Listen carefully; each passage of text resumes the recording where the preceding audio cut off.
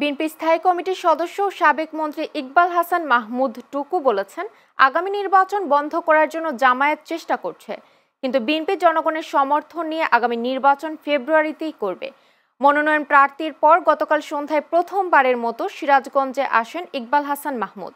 এ সময় শহর বিএনপির পক্ষ থেকে তাকে গণসংবর্ধনা দেয়া হয়।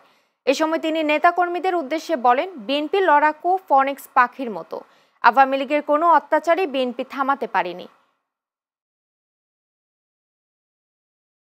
বিএনপি লড়াকু দল, বিএনপি একটা ফনিক্স পাখি যে পুড়ে যে আবার উড়ে।